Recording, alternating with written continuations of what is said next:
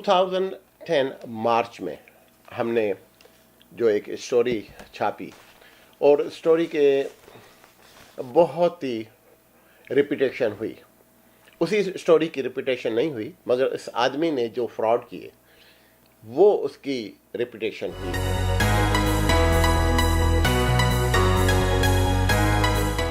یہ ایک اسٹوری ایسے آدمی کی ہے جس میں پاکستانی کمیونٹی میں کم سے کم $10 ملین کا فراڈ کیا ہوگا. مگر اس کی جو جائے واردات تھی بڑی سمپل، بڑی ہی سفسٹیکیٹڈ تھی، اور اس کے ساتھ ایک وکیل بھی شامل تھا جو اس کو ہر دور میں پروٹیکٹ کرتا تھا. اس آدمی نے 1992 میں مجھے بھی $10,000 کا میرے ساتھ فراڈ کیا. میں نے کسی کے نام پہ ان کو ایک چیک دیا جو انہوں نے ان تک پہنچانے کے بجائے اپنے اکاؤنٹ میں جمع کر کے پیسے ہڑپ کر لیے. میں نے جب ہیوسٹن پولیس ڈپارٹمنٹ میں ان کے خلاف فورجری کی کمپلینٹ داخل کی تو وہ جیل گیا اور ان وکیل صاحب نے ان کو 2 دن کے اندر چھڑا لیا اور میرے 10,000 چلے گئے اور وہ جیل سے چھٹ کے آ گئے. اس کے بعد اس نے میرے خیال میں 1000 تو نہیں مگر 100 کے قریب ایسے فراڈ کیے جس میں اس نے خاص کر کے پاکستانی لوگوں اور انڈین لوگوں کو ٹارگیٹ کیا. اس میں ایک ایسی اسٹوری تھی جو ہم نے پبلش کی کہ مجھے ایک اسٹور اونر نے کال کیا جس کو اس نے $25,000 کے فراڈ کر کے اور اس کے پیسے ہڑپ کر گئے. اس آدمی کا نام ہے رفیق لویا. یہ 210 سے لے کے 216 تک 6 سال میں اس کی بہت اسٹوریاں میرے پاس آئیں. کوئی سال بھر پہلے اس نے مجھے کسی دوست کے ذریعے رجوع کیا اور مجھ سے ملنا چاہا. میں جب ان سے ملنے گیا تو میں نے ان کو کہا کہ لویا صاحب مجھے تو لگ رہا ہے کہ آپ کے فراڈوں کے اوپر مجھے کتاب لکھنی پڑے گی. تو انہوں نے ہنس کے کہا کہ میمن صاحب آپ کے پاس تو میری آدھی کتاب ہے. تو اس کا مطلب یہ ہے کہ اس نے اتنے بہت فراڈ کیے جو کسی نے رپورٹ نہیں کیے. مگر اس کی بیڈ لک یہ ہوئی کہ اس نے ایک ایسا فراڈ کیا $130,000 کا جس میں نہ خود انہوں نے اپنے آپ کو انکریمنیٹ کیا مگر انہوں نے اپنی بیوی اور اپنی بیٹی کے بھی نام ایسا فراڈ کیا جس میں فورٹ بین کاؤنٹی کے ڈسٹرکٹ اٹارنی نے ان کو انڈائٹ کیا اور میرے پاس آئے کہ میں کسی نمونے سے ان کو اس میں سے بچاؤں. اور مجھے پیسے بھی آفر کیے انہوں نے مگر ڈسٹرکٹ اٹارنی نے وہ چارجز جو ہیں آگے بڑھائیں اور اتنے حد تک کہ اس آدمی جس کو $130,000 کا فراڈ کیا تھا اس کو $130,000 بھی واپس ملے اور یہ کافی سالوں کے لیے اندر جیل میں ہے. مورل اس میں یہ ہے کہ یہ آدمی جو ہے اس کی جائے واردات کہاں سے؟ مسجد اور سیمیٹری سے. مسلمان مرتا تھا تو وہ ہر قبر کے اوپر کھڑا ہو جاتا تھا.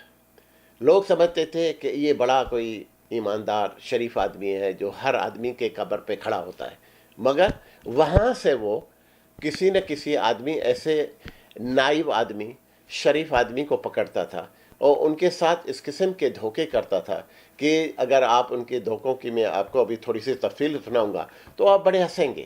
جیسے ایک ڈاکٹر صاحب تھے، ان کے پاس وہ گئے اور ان کو انہوں نے کہا کہ آپ میرے پاس ایک اسکیم آئی ہے، $10,000 آپ ڈال دیں، میں آپ کو 2 ہفتے میں 15,000 کر دوں گا. انہوں نے ان کو 10,000 دے دیے. 2 ہفتے کے بعد 15,000 لے آئے. اس کے بعد 2-3 ہفتے کے بعد پھر آئے کہ آپ 15,000 ڈال دیں، آپ کو 25 ہو جائیں گے. انہوں نے وہ بھی کر دیا، آ کے 25 دے گئے. اس کے بعد انہوں نے اس کو ہٹ کیا کہ آپ 65,000 ڈالیں تو آپ کو 100,000 مل جائے گا، اور انہوں نے وہ $65,000 کے ہڑپ کر دیے. تو ڈاکٹر صاحب نے جب مجھے کال کیا تو میں نے کہا ڈاکٹر صاحب آپ کو سوچنا چاہیے تھا، آپ مجھ سے بھی سینئر ہیں، یہاں پہ 40 سال سے رہ رہے ہیں، کہ ایک آدمی آپ کے کمیونٹی کا ہے اور آپ کو پتا ہے کہ آدمی صحیح نہیں ہے تو آپ کیسے گئے؟ تو یہ میں لوگوں کو کہتا ہوں کہ یہ گریڈ دونوں طرف سے ہے، چور بھی اور جو وکٹم ہے وہ بھی گریڈی ہے. اسی وجہ سے وہ اس قسم کی اسکیم میں نہیں. تو امریکہ میں ہم 40 سال سے کام کر رہے ہیں، کبھی ہمارے کو 7-8% سے گروتھ نظر نہیں آئی. تو ایک آدمی اگر آپ کو 500% گروتھ دے رہا ہے تو اس میں کوئی فراڈ ہے. تو آپ سوچیں کہ جب بھی کبھی آپ کوئی انویسٹمنٹ کریں تو آپ سوچیں کہ یہ انویسٹمنٹ جو ہے اس میں اگر آپ کو کہیں پہ بھی 10 یا 15% سے زیادہ ریٹرن کا کوئی لالچ دکھاتا ہے اس میں کوئی پرابلم ہے.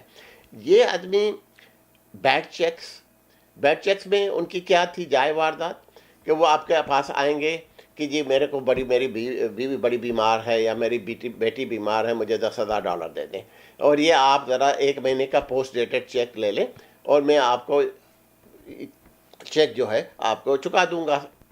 اب آپ نے ان کو رحم دلی میں آ کے $10,000 دے دیے. وہ چیک 1 مہینے کے بعد جب وہ ڈپازٹ کرنے جائیں گے تو وہ آپ نے ڈپازٹ کر دیا.